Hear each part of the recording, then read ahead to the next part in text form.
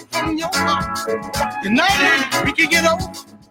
Good afternoon, good afternoon, good afternoon. Welcome to the Sunday Spotlight, brought to you by One More, One Less Mentoring Program. I am your host, Charles Pratt, and I am by myself today because Mr. Tony Hinton is away on a little vacation. We hope you are having a fantastic day on this rainy Sunday. Now, before we get started with today's show, I want to quickly give a shout out to everyone who makes the show possible, Mr. Ron Beezer, and everyone at the entire One More, One Less Mentoring Program. And of course, our producer, DJ Big Nick, for holding us down again once every Sunday, like how he always do. Give yourself a little clap there, sunshine. Clap, clap, clap. Clap, clap, clap. Clap, clap, it clap. ain't hooked up yet. It ain't hooked up yet. No, but anyway. So let's reintroduce our guest for today, our returning guest, Miss Tierra Sydnor Diggs. And I had a brain fart right there. Don't judge me. Don't judge me. And Mrs. Lauren Capel of Keys of Hope Consulting, LLC. They are dedicated to educate, develop, and empower and restore. How are you ladies doing today? Wonderful. All right. I ain't too much trouble in the rain today, huh? Nope. Good. All right. So the Sunday Spotlight addresses the issues that our young people are facing and empowering not only them, but you, the listener, with the knowledge and resources to build solid foundations and a sense of purpose. The Sunday Spotlight not only talks about the social issues facing our youth and communities, we present the organizations, programs, and the people who are making a positive difference and changing the mindset of our youth and our communities. The theme of October has been trauma. We've delved into it. Our last 3-4 shows, we've tried to cover as many avenues as possible, but today we're going to talk about the coping with trauma, as you know, as your business does and is an excellent provider of. Yes. So cool. All right. So our question of the day, I want y'all to listen.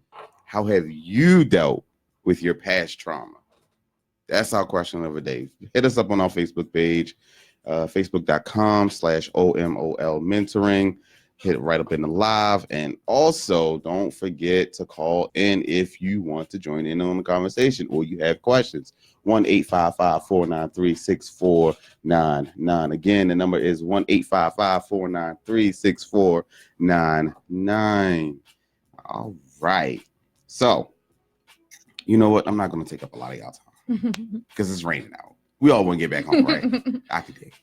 So, we're just going to talk a little bit about what it is that your company does, just to reintroduce, the people, because you guys have been here last year today. So thank you for coming back again. Thank you for your 1 year having anniversary. You're no longer guest, you're family now. Thank you. You got to get your own drinks from now. Just going to put that out there. So, let's see. We want everybody to really, really join in this conversation. So please don't be afraid to join in. Call in, share the page, share the live. We're here. We want you to be involved. Yeah, I'm gonna get the headphones on. I'll keep telling. Anyway, so let's see. My first question. What issues can arise if we don't try to deal or heal ourselves from trauma when it comes to our youth? Well, it manifests in many different ways. We can see it through the way behavior, and we know that behavior is also ultimately a source of language. And so behaviors may range from aggressive behavior to the type of behavior where children may or youth may kind of like isolate themselves, or you may see depression, suicide. It can kind of run the gamut, of what it may see if it kind of festers. And again, sometimes it may also show up as, silly, as being overly silly. A lot of times comedians talk about, they're some of the funniest people in the world, but at the same time, a lot of times they are dealing with their own pain and tribulations, and so it can look different from each individual. There's no cookie cutter way to deal with pain and how it may manifest itself. It's just basically being aware, and just making sure that regardless of whether you really know a person's true story or what's underneath every layer, because we're all similar to onions, we have lots and lots of layers, just to kind of always act in compassion, understanding, because again, you just really never know what they may look like. And like I said, it can look like aggressive behavior all the way down to someone being funny and at the same time hurting, and just not feeling like their best self. I mean, there are also physical things. So when people complain about headaches and chronic pain, a lot of times when people are carrying a lot of trauma, it does show up in your physical bodies. It could be high blood pressure. It could be, back aches, pain aches, stomach aches, especially with children. A lot of anxiety. And actually, if many of us, whenever you are experiencing positive stress, toxic stress, that gut feeling, everything sits within your stomach. That's where the cortisol is released. So that's where you'll often find, where you'll find children complaining, oh, my stomach ache, or I have a headache. And that could lead to, some type of anxiety or just something deeper than just a general, oh, my stomach is hurting. So what's your parents like when their child does say like their stomach is hurting, like how should they like approach it? Like, should it be like, oh, you be all right, take some ginger ale, go lay down, or should they be a little bit more in tune of whatever it is stressing their child or whatever?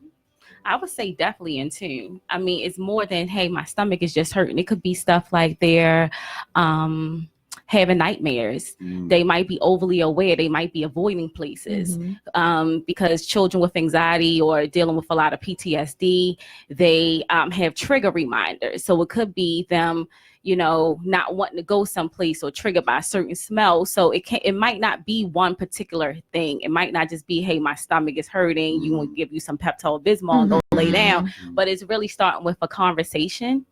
Exactly what's going on, looking at different behaviors. Like Tierra said, if a parent is noticing their child is acting a little different, maybe they're more isolated than usual. Maybe they're not talking. Do they appear a little bit numb? What is their communication saying? So body language, everything, you definitely need to be attuned to the child. Yeah, that's man, that is something about like the triggers, and it is a lot of the times, we kind of write off a child's triggers, based off of us being able to already quote unquote deal with those triggers. Right.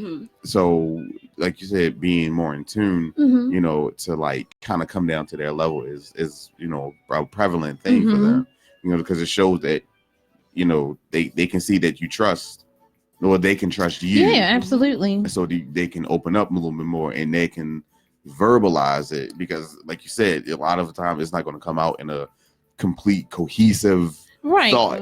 Because even most adults don't necessarily know how to communicate their feelings, to say I'm feeling frustrated or I'm feeling, if I promise you, if I was to give everyone a quiz in 10 seconds, write down 25 feeling words, most people can't even do that. So for us to have this high expectation of children who typically only know happy, mad, or sad, and they only know it just to be able to verbalize it, but they don't necessarily understand the connection of how that feels mentally or even physically, and being able to connect to that, to even verbalize it. And so, which is why we always say that behavior is important. Dr. Nadine Burke, who is the she does a lot of work around like the ACEs and trauma. She talks about, instead of us asking what's wrong with children, what happened to you, and kind of having that approach and that perspective, shifting the way we even think about like behavior when we present it. Instead of being punitive, we want to kind of have open arms and create the safe space to say, something's going on. And every child, truth be told, has not been traumatized. Every child isn't necessarily going through some type of major stressor. However, there are just certain things day by day that still has an impact on their mental health and wellness. And so whether we are, aware that there's some trauma, or we're not aware and they're just experiencing some typical developmental, things, we just want to make sure that we're asking the right question, not what's wrong, but what's happening and how can I be of service? How can I support you? Yeah, because pretty much in a nutshell, you have to look at behavior as a symptom and not behavior as behavior, but is an underlying symptom of something else that's going on. Okay. Mm-hmm. Yeah. I like that. Because we just tend to write off, like a bad kid as being bad, or a they quiet don't have kid home training. Yeah. They don't, and our response is punitive. Right. We want to punish, we want to hold them accountable, which we do. We want to have balance in that, but at the same time, it's always good to first, seek to understand what's going on. Yeah. Oftentimes we as adults want children to understand where we're coming from, but sometimes we rarely take that time and the necessary steps to understand where they're coming from first. Yeah. To be able to help them and be effective to them, Right, 'cause like you said, they can't really verbalize, you know what I'm saying? So, to kind of help drill down, be more consistent with that. Mm-hmm. All right, so what are some misconceptions about seeking professional help? A lot. I mean, in our communities, we know historically is a stigma around seeking therapy. We've always said what happens in this house stays in this house. You don't share what's going on within your household with other people. That's big, especially when children have been sexually abused. The statistics show that children who are sexually abused are abused by people that they know. 90% of the cases. Yes. So it's not a stranger picking your child up off the street. It's an uncle or I've even heard grandparents. I mean, unfortunately, in my line of work, I've heard biological fathers, or it's a mom's boyfriend or something pastor, like that. A trusted adult, someone who has like a really good link to that family that no one would think that person would even do something like that. So, and then also some other misconceptions, being put on, fears around medication.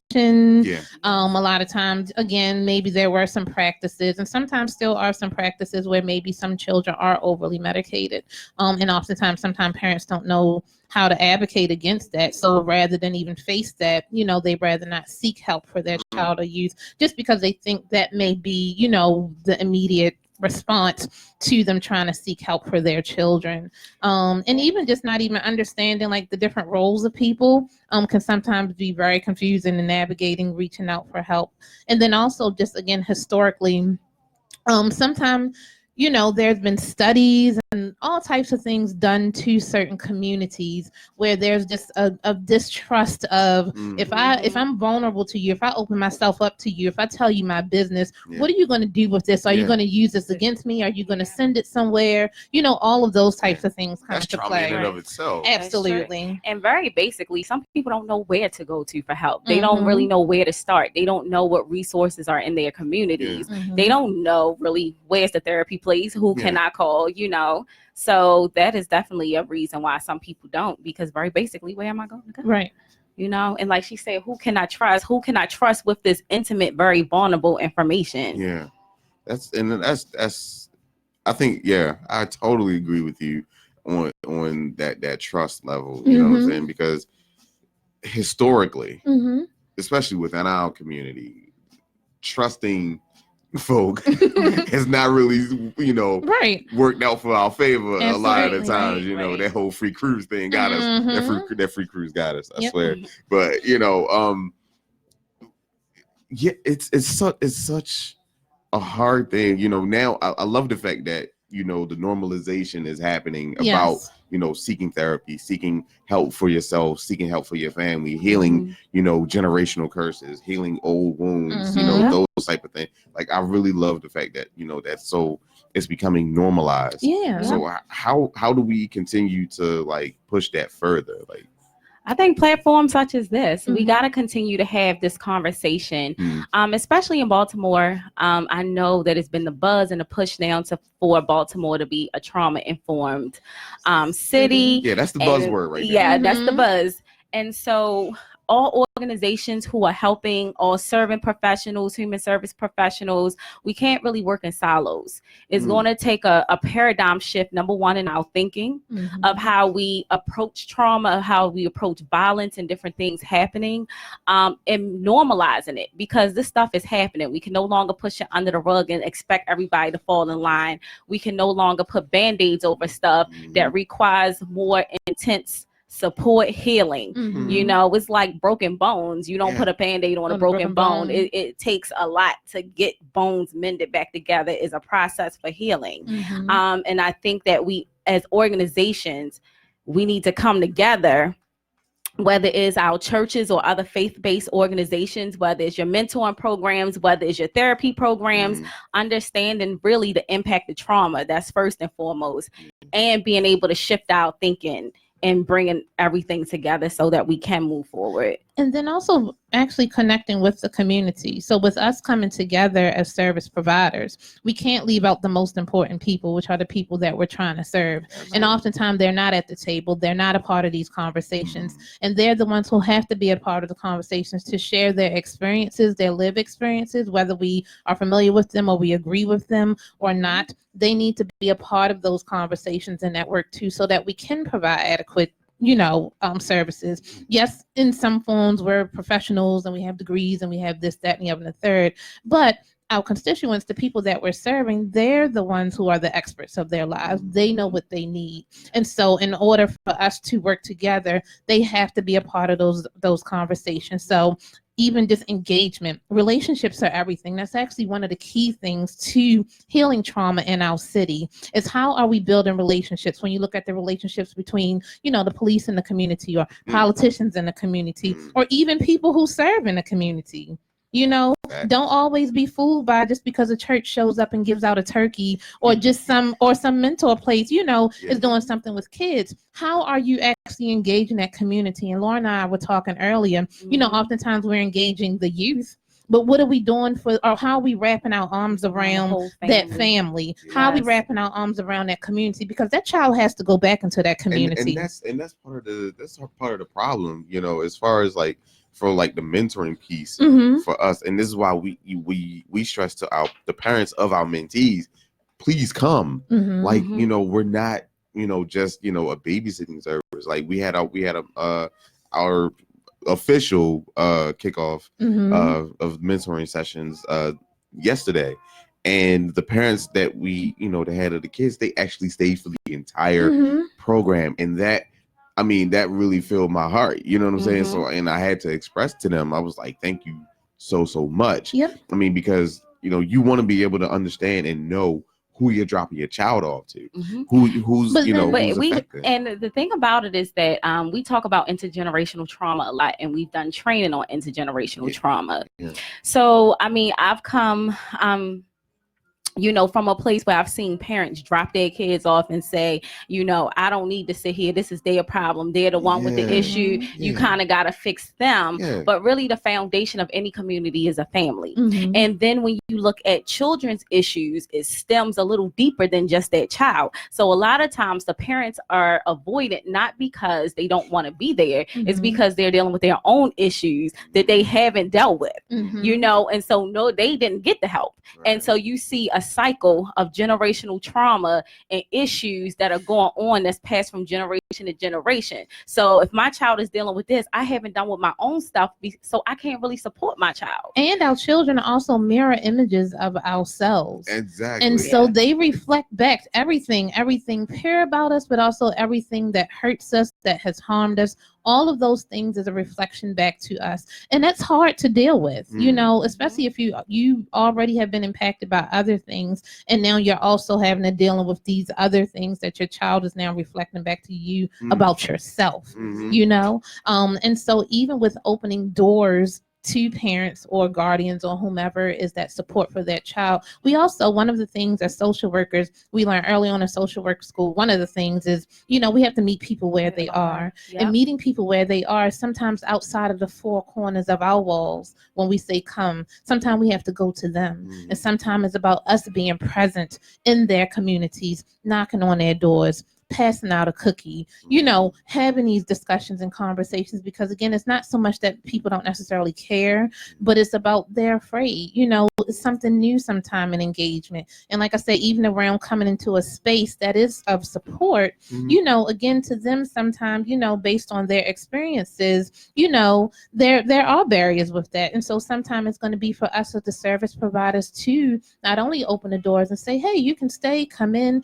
we want to engage you, but sometimes we do have to meet them where they are. Sometimes it's right at their door, it's right on their steps, it's right on that corner that father might be at, but he's still making sure his son is getting to your program. So how are we going to connect with that brother? How are we going to bring him in and say, you know what, I'm not worried about what you're doing on this corner. I do appreciate that you send your son here, but I'm here for you too. What can I do for you? That's what we got to do. Yeah, and being able to offer them some resources, because sometimes we get so involved in what we're doing. We have this program, we got this big mission statement that we're going to be supporting kids, and no more such and such for these kids. We got them, but again, you have to deal with the whole family system. So while dad is sending his son to your program, dad needs some resources too. So I would say part of that healing process is for some of the organizations to also have resources and know what other organizations in the area are supporting families. So if they're about to deal with homelessness or evictions or things like that, any organization should be able to say, you want to know what? I know of a food pantry. I know of a church who helps with rent or anything. We need to know each other, and we need to know what we can provide. Because I think that it's a lot of organizations and a lot of agencies in the city and surrounding areas that are doing great things for family. We just don't know all of them, and we're not doing doing it together. And oftentimes we're servicing the same people, the same exact people. So just imagine if one agency is able to make an impact.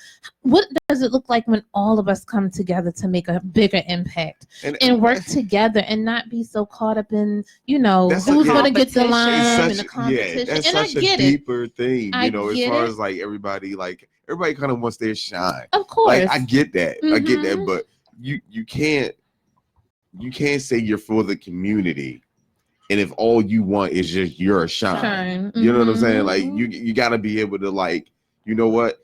I specifically, or my organization specifically, can't help you, but I know of two young ladies who have an amazing, consultant. Yo, why can't they just come up with a list with all the stuff that everybody do and a description of what they do underneath their names? So they do have those. They have different resources, actually. 311, I think the health department, if I'm not mistaken, they're going to be rolling out something pretty soon if it hasn't already. So they do have these databases, but again, we're talking about access. That's so Lauren and I and Charles and you, we can Google. But what about the person who don't have Google? That's what I'm saying. They should have it I think it's the city job to just say, look, all y'all services, contact us, we'll put you on the list. You know what I'm saying? Yeah, and they do have that, and that's one way. That is one effective way. But again, then we need to make sure that the access is available, because again, some people, or even like Lauren was talking about, some people don't even know where to begin when it comes to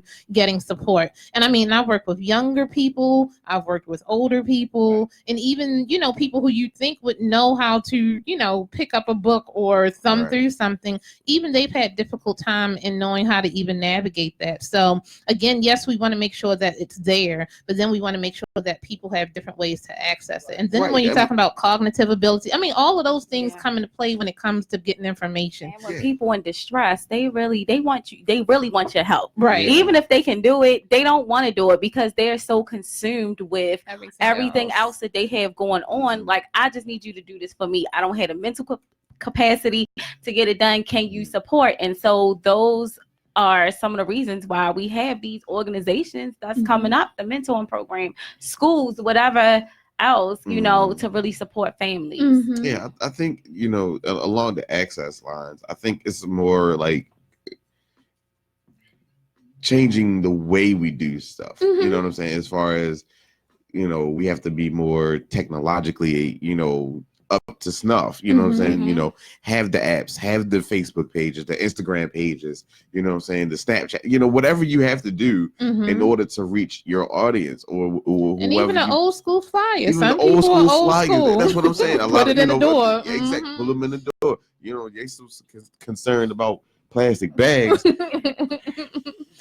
Yeah, we know we want to. I'm not gonna get on my soapbox today. I'm gonna chill. I'm gonna chill. I'm not gonna get on my soapbox today. But so they're so concerned about all these other frivolous things that they're not really reaching the core problem. Like and then even where so when we think about our communities, where can these resources be held? So if it's at the right, is it at the corner? Yeah, we have this one thing, but it's all the way on in so Randallstown. Can the corner store have? I live down the hill, so how am I supposed to get there? I don't have no car. You know what I'm saying? Hacks are crazy. You know what I'm saying? Ubers is too much. How it's put these places in strategically accessible places, or even just utilizing what's in people communities. So Absolutely. If you have a corner store that everyone goes to, that corner store should have a resource book. We train Mr. Joe, who owns the corner store. Listen, you don't have to give no clinical advice. All you need to do is if someone comes in, or Miss Tiffany and her children, been struggling with food, you have this book, or you have access, or we have pamphlets in these places that are in their communities, because again, that's a source of support for some people. Absolutely. And support is going to look different in every community. It's going to look different in every family. It's going to look different for every individual. So for us, again, as service providers, no matter how we're providing a service, just making sure that we're thinking outside the box. And as Lauren said, we're changing, our thinking. We're having a paradigm shift of what help even looks like and what service can look like, and how, again, we ultimately can work together to service the same people that we write these grants and all of that for. Absolutely. 1-855-493-6499. 1-855-493-6499. Join this conversation, man. We are having a very, very eye-opening discussion about coping with trauma and how we can all effectively help one another. So, and I see my man Tony, while he's away, he's still watching. Shout out to you, Tony. Appreciate it. Yeah, the question says, should a class or course be taught in schools about how to deal with trauma instead of bringing people in once something has occurred? So I guess being proactive instead of reactive. Absolutely. Yes. And I could kind of speak to that just a little bit. So along with being a part of Keys of Hope Consultants, I do work with Baltimore City Public Schools. And a great part of what my position has been providing a lot of service and training around social emotional learning, supports for teachers and administrators and everyone else who's just having any interaction, as well as, helping to promote the blueprint. And part of the blueprint is that they're kind of taking more of an approach of the whole child. And so mind, body, and spirit. And so there's a lot of great work being done in our schools. We still have a lot of work to do. Shout out to 1-more-1 Less Mentoring Program. Yes, but there is a lot of great work and strides that are happening in our schools currently. So you will find that a lot of classes and a lot of schools are now using a lot of the curriculums around social emotional learning. So we're being proactive, because I totally agree. Oftentimes we are reactive. Something happens and then we send out the troops of social workers and psychologists and all these other people, and which is nothing wrong with that, but it's not very effective. And so, there is some work around, again, making sure that, teachers and schools are equipped to be able to kind of add these supports, even in our schools. Alleviate a lot of pressure. Absolutely. Because I know a lot of social workers, and I see, I pray for y'all. Yes. I mean, for real. Like, I see the stresses that you guys go through. You guys take on so much. And like I said, there's still a lot of work to be done. There is a lot, but there is some strides that are happening. So I totally agree. Is it Tony who's on it? Yes. Tony, definitely.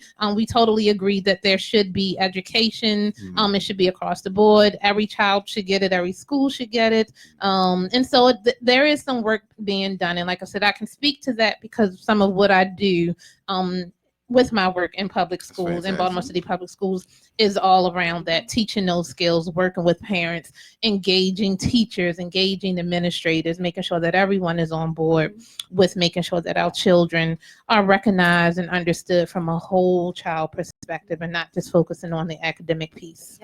So one of the things, because Tierra and I did a training for Baltimore County Public Schools for their conference.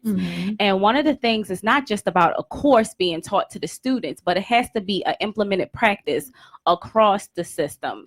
So teaching restorative practices to teachers Mhm. and to the administrators. What does that look like every day when you walk in? And so that even includes teachers being mindful and administrators being mindful of their own stuff. When those doors open up, how are you showing up for those children? Because that's part of the social emotional learning too. You can't really disconnect who you are and what you're going through. You could have gotten a car accident, had a bad day, stuff going on at home. And sometimes if you're not mindful of that, you might show up differently in your classroom, and that can impact the whole day, the whole energy of your class. And so, and we also say too, a lot of times in our training, you don't do restorative practices.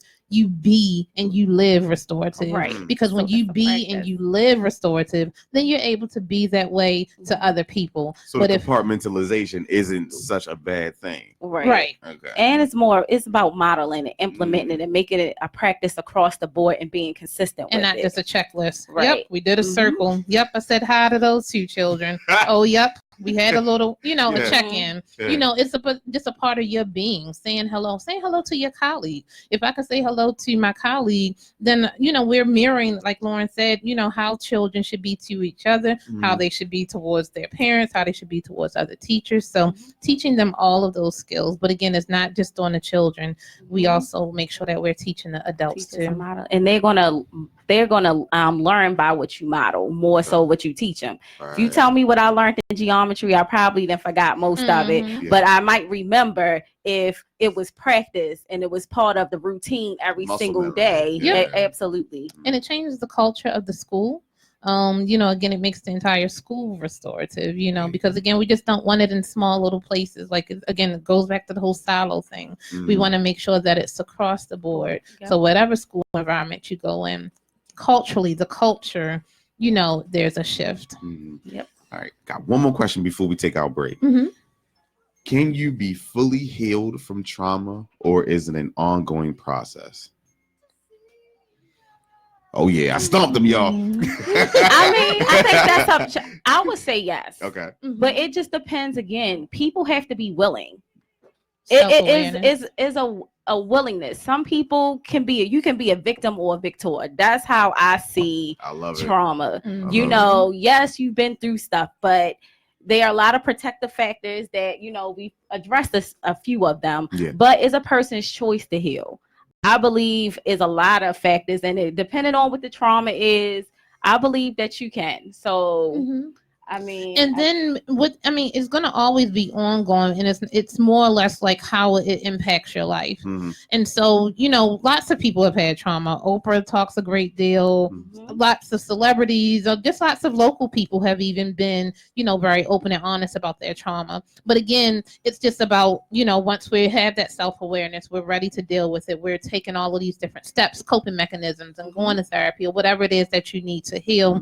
That then every day you're just kind of making sure that you're taking care of yourself from a wellness perspective, so that it doesn't kind of rear its ugly head back at you again. And just being cognizant, because again, it's not necessarily something that's going to always take over your life, but you just have to be cognizant and aware every day of what your triggers, because they'll never go away. But it's a matter of where you are in the space you're in, how you're able to cope with it and deal with it, and the impact it will ultimately continue to have over your life. Excellent. And with that, we're going to take our break.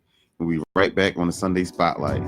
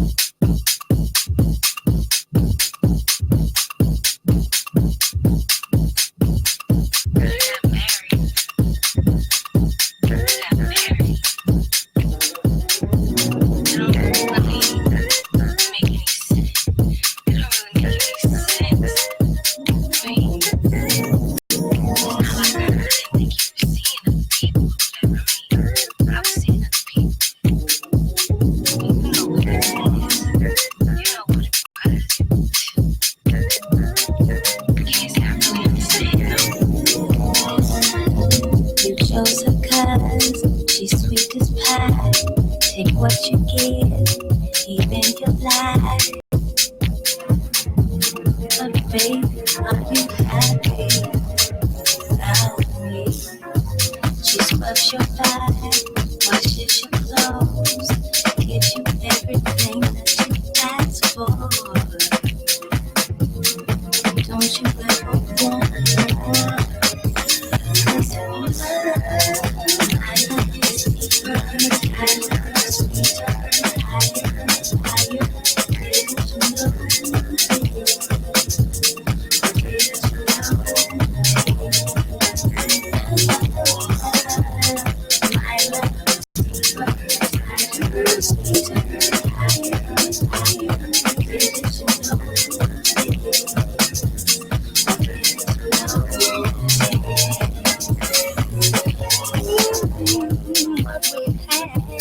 don't need the words, deeper than anything you ever heard. I need you, baby. I know I should be the lady. You say you're happy, say you're ready.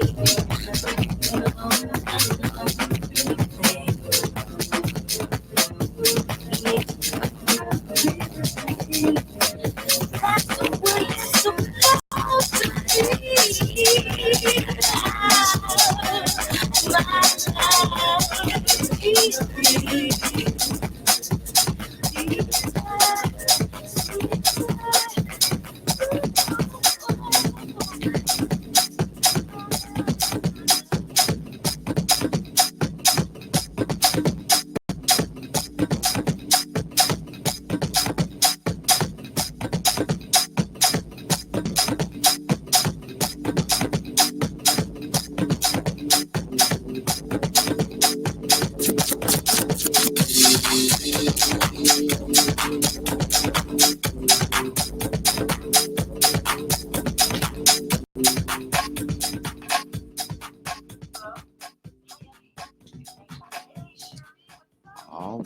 All right. We are back on the Sunday Spotlight, brought to you by One Less Mentoring. We are here with our guests, Miss Tierra Sydnor Diggs and Miss Lauren Capel of Keys of Hope Consultants, LLC.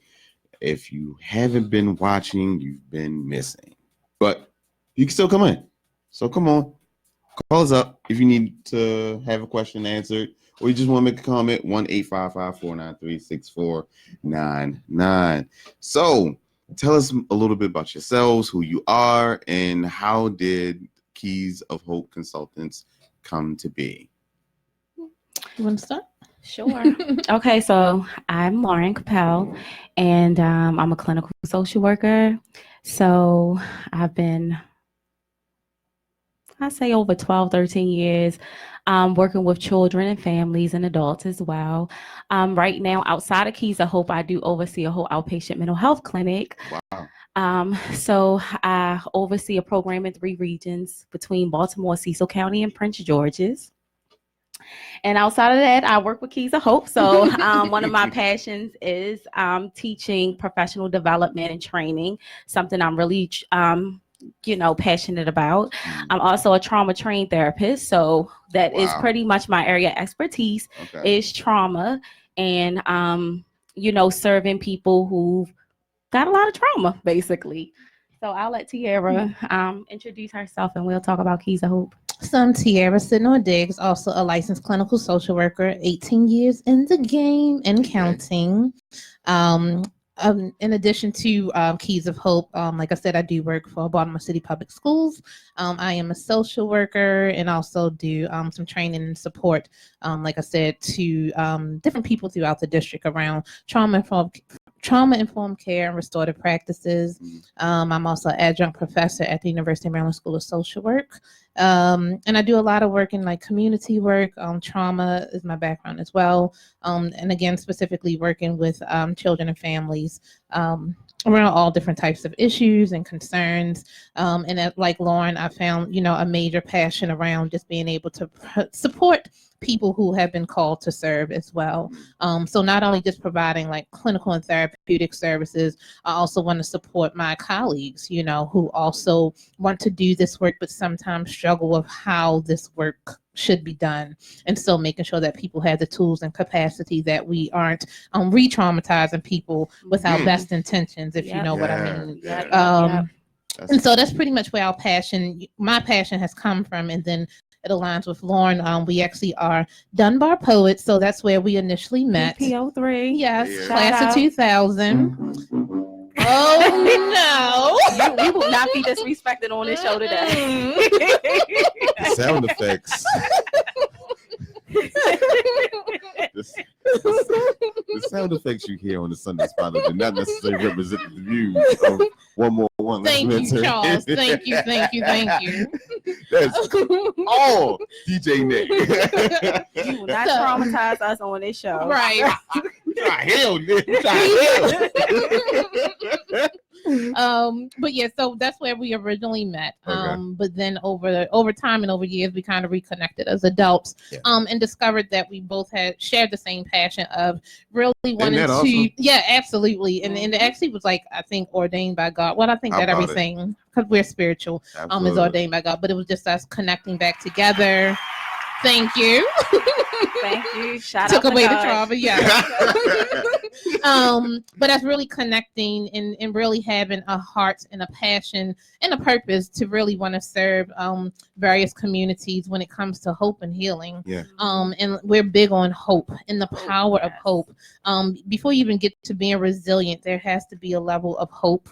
And so that's kind of what we come together on, and have been able to really do this work in different capacities. So like I said, we predominantly train. We do have backgrounds in providing therapeutic services, but now we more so focus on just training and development of professionals, but then other people who, again, just want to learn a little bit more about mental health, wellness, self-care. We also do a lot around like secondary trauma, because this work is heavy. It's hard work. You know what I mean? Yeah. And so we want to make sure that, again, we're not only taking care of communities and people, but we're also taking care of people who are taking care of people. How about it? So we have some, big things coming up this past year. Early in May, we had our first Sanity in a Sanctuary conference, which we worked with various different religious groups and entities and brought them together in one space to be able to provide some training and support with them, because we know that churches, regardless of what church or background or whom you serve, that's typically the hub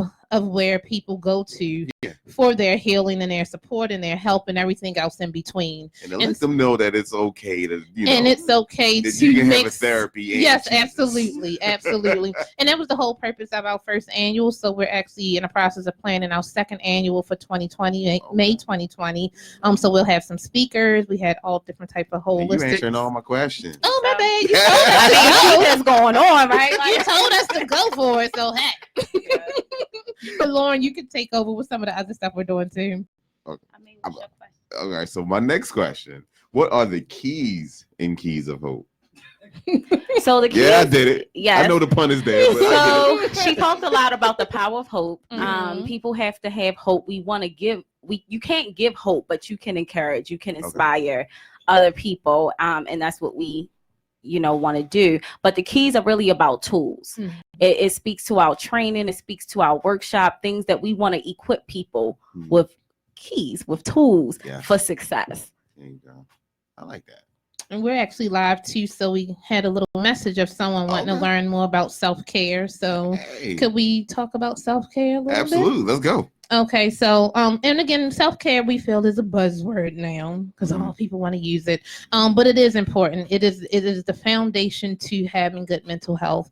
And Lauren and I typically like to kind of make sure that people understand mental health is separate from mental illness. Oftentimes they're used together, and when we say mental health, most people think bipolar, schizophrenia, which is a Yes. part of, It's a part of it. which is a part of it. But when we talk about mental health, it's just things we can do on a daily basis to support our health, mind, body, and spirit. And so making sure that we are, whatever that may be, that's positive. And so for some people, it may be, prayer or meditation, or maybe exercising, or just basic nutrition, going to the bathroom. I was at a professional development the other day, and we talked about how many people sometimes don't even use the bathroom within the day because we're constantly working. And by the time you look up, it's 3:00 and you're like, did I use the bathroom today? Because you're constantly in the grind, And so just taking time to just do those types of things, drink some water, connecting with people. Yeah. So my word is nurture. Mm-hmm. Okay. So instead of self-care, I like to say nurture. How do you nurture yourself? How do you, when you're serving other people, how do you nurture yourself? How do you define that for you? Mm-hmm. If that makes sense. And having compassion for yourself, because often, again, we're not, as patient and compassionate as we can be with ourselves. And Ricky Smiley last week, he said something. He said, we have a lot of people with public success, but private mess. And so making sure, though, even as we're grinding and we're being successful and we're working towards goals and all of those types of things, sometimes people are hurting. We just do a great job of covering it up. And so making sure, as Lauren said, that we are nurturing all parts of ourselves so that we can be that to other people, but then also most important, be that to ourselves so that we can give more, have the energy that we need. Not get so caught up in, trying to keep up with everybody else, or, their successes, that they have on Instagram or, social media, because no one really shows their mess. No. Everybody want to show their success. We see the glory, but you don't see the story. Yeah, exactly. And we in Instagram, Facebook, and everything else is great platforms, but again, it's curated. We put out there what we want. Some people are extra vulnerable, we will say. Some people are. But for the most part, we're curating what we want people to see. And so we just want to make sure, even with that, a part of self-care, taking a break from all of that, distancing yourself and really just going within, and really taking that time to really nurture yourself. Absolutely. I like that. Definitely. So thank you, Mindy, for asking that question. Thank you, Mindy. Appreciate that. What opportunities have Keysiple have given or provided to our youth? So, we do a lot with just like serving. So, again, mentoring agencies, we may go and speak. We've been a part of, shout out to Rachel Dolcine. We've been a part of her Mother and Son Summit. Yeah. So she actually has a big summit series that's going to be online. It's a virtual series that's happening all month. So we are going to be talking about communication. So we're supporting the youth as is for sons and daughters, this virtual series, and stuff for the parents. So things that families can do, and being aware of mental health, and also strategies to bring the family together through communication. What do certain signs and symptoms look like? What does grief and loss look like? So it's a lot, cyberbullying, bullying is a lot of topics that this series has been covering. So we will be uploading. You'll see us on there this week. So we do workshops and stuff at the summit. It's held at the schools every year. So we typically we've done everyone actually. Various girl groups, we may go and speak and just talk about anything from mental health and wellness to just what it's like to be a woman and a young woman growing up in this day and age, and how do we navigate those things, even down to some of our local shelters, just various different aspects. We like to make sure that we stay connected and very visible in the work that we do. We don't just talk this talk, we walk this walk as well. Right. But most importantly, we try to reach to the adults, the decision makers, those who are serving our youth and our families, those who we try to train, because they're the ones that's doing the work ultimately. We can't touch on every single kid, but we can touch the organizations and the leaders in those organizations to support them. Okay. Good. So, okay. 1-855-493-6499. 1-855-493-6499. So since your last visit, what challenges have you come against since you guys, because I know you guys you were just kind of starting the LLC. What new challenges have you come across since last year? Was this been like cool breeze? No, it's definitely not a cool breeze. I mean, anything when you're starting a business, it takes a lot of work. It takes a lot of work for visibility. It takes a lot of work for innovation, creativity, to be able to stand out and not do stuff that everybody else is doing, to be able to focus and stay in your own lane. And I think just personal things. I know for me, being promoted at work and having to have more responsibilities kind of took away initially. And just the hats that we wear, we're moms, we are wives, and then we have a whole lot of other roles too. So just finding balance, but also still making sure that we stay close to the purpose. Trying to wear all the hats. Absolutely. So even us practicing our own nurturing is super important to us, but it can sometimes be challenging just because, you know, we are driven and we want to, you know, make sure that we're having an impact. So just really finding balance has been probably not necessarily a difficulty, but just something it's just an ongoing thing that we just continue to try to work through. Putting on our very first conference was definitely challenging, but very rewarding, I must say. But now that we know we can do it, and it was very successful, we had a good turnout. But even just realizing that we have support.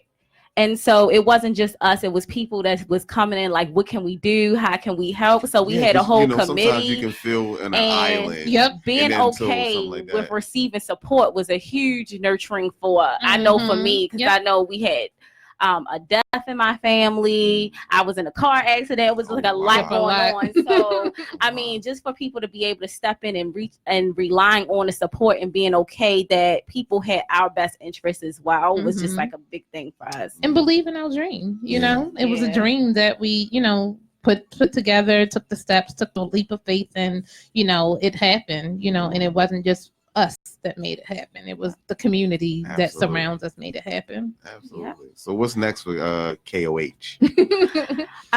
So we're definitely going to put on our conference next year. This will be something that we're going to be doing every year. And again, it's called Sanity in the Sanctuary. And it's really for faith-based organizations and leaders to come together, or anybody that serves and want to have more information about how they can be more inclusive of people that's dealing with mental illness. We're also planning I want to say self-care because I'm trying to, a nurturing type of seminar for service for people, human service professionals. So that will be coming out in January. It'll be like a mix and mingle too, because we like to have fun. We like to create the Lauren and Tierra experience.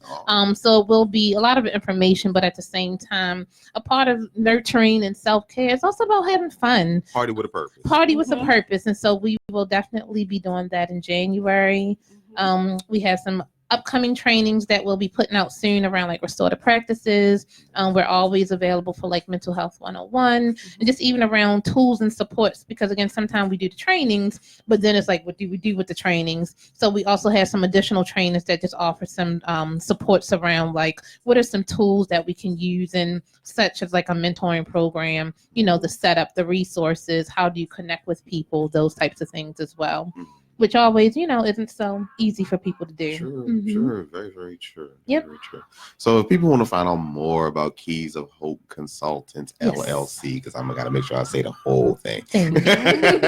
How can people get in touch with you, and how can they like really reach out? And we were talking about access earlier. Yep. So, you know, so how the ones, you know, that feel like, I don't know how or where to even turn to, how can they reach out to you? Well, they can reach us on 3 different avenues. One is on our direct website at www.keysofhopeconsultants.com. We're also on Facebook as Keys of Hope Consultants, and Instagram is Keys of Hope. Oh, we Keys of Hope Consultants on. We Keys of Hope on Instagram. Okay, Instagram Keys of Hope. Sometimes I get confused. And honestly, we get a lot of DMs. Quite a bit of DMs. We post a lot. Sometimes we may get 5 likes or whatever on some of our posts, but we get quite a bit of DMs of people just asking about resources or sharing their stories or, you know, seeking some type of services. So please don't ever hesitate to reach out to us in any form or capacity. We're definitely all about providing support. And again, as we said, if we can't give it to you, we definitely are pretty connected, and we'll help you get to what you need. All right. Well, Nick, you got anything, homie? You good? Nick a little quiet He today. chilling. He watching the After game. he hated on Dunbar Poets, but that's okay. That's when he woke up. Thank you. You redeemed yourself. There you go. Well, we've come to the end of our hour. We appreciate you so much for coming back. Again, your family now. This is your second time. We want to hear more, so please keep in touch with us. Let us know what you got going on. Drop us flyers, whatever. You know what I'm saying? We'll try to get as much information out to our viewers and our public as much as possible. So thank you so much, guys, for coming on. Thank you. We appreciate it. And with that being said, we've come to the conclusion of the Sunday Spotlight. We want to thank our special guests, Ms. Tierra Sydnor Diggs and Ms. Lauren Capel of Keys of Hope Consultants for joining us today, along with DJ Big Nick holding us down with the Mix Station Radio family for holding us down. And last but not least, we want to thank you all for listening and viewing. We appreciate you so much. If you would like to learn more about the Sunday Spotlight and or the One Less Mentoring program, you can check us out on facebook.com/OML The Mentoring or visit our website at omolmentoring.org. We're also looking for sponsors. We need the money. Y'all know me. I'm not going to sugarcoat nothing. Like, this, y'all want to see how the sausage is made. You know what I'm saying? We got to get this. But if you like what you heard and you like the content that we're bringing you and you want to continue to see us every Sunday, bringing you more people, more organizations who are doing positive and good things in the community, please consider donating. Please consider being a sponsor. You can reach out to us various ways. You can reach out to us on our website, like I said, omolmentoring.org, facebook.com/OML Mentoring, or you can give us a call at 443-562-7455, and we'll have you on our show. We have many different levels of sponsorship packages that you can be a part of. So just want to make sure that all your donations are tax deductible, because One More, One Less is a 501c3 nonprofit. So also keep that in mind. And please join up with us and let's start getting on promoting your brand or your business. So again, thank you again for listening to the Sunday Spotlight. I've been your host, Mr. Charles Pat, on behalf of Mr. Tony Hinton, who is away, and we wish you a safe travel back home, sir. Remember, stay focused, and when you can, help our young people reach for the stars. Good night, y'all. JD, beats, wanna know, SJV. Thank you.